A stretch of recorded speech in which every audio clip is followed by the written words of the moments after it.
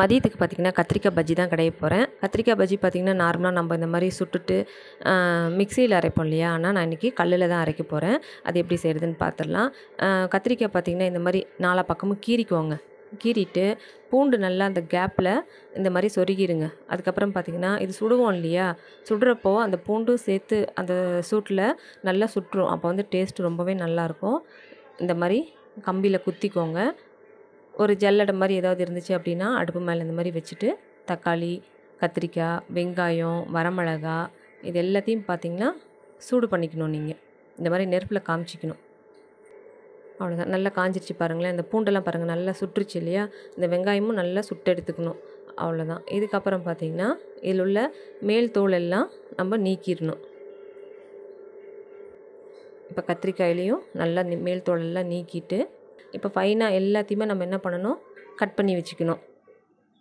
சின்ன சின்னதாக கட் பண்ணிக்கோங்க. ஏன்னா நம்ம ஆட்டணும் இல்லையா, அதுக்காக. இதுக்கு வந்து பார்த்திங்கன்னா தேவையான அளவு கொஞ்சமாக புளி வச்சுக்கணும். அதுக்கப்புறம் தேவையான அளவு உப்பு கொஞ்சம், அவ்வளோதான். நம்ம கல்லில் போட்டு ஆட்டிக்க வேண்டியது தான். ஆனால் கல்லில் ஆட்டுறது தாங்க டேஸ்ட்டு.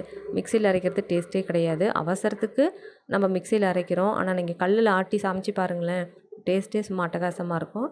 அவ்வளோதான். தண்ணி நான் துளி கூட ஊற்ற கிடையாது, அதில் இருக்கிற தண்ணி மட்டும்தான்.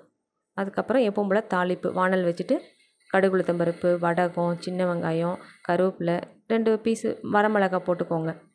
அவ்வளோதான். நல்லா வதக்கிட்டு நம்ம ஆட்டி வச்சோம் இல்லையா கத்திரிக்காவை, அதையும் தூக்கி அதிலே போட்டுட்டு நல்லா வதக்கிக்கணும்.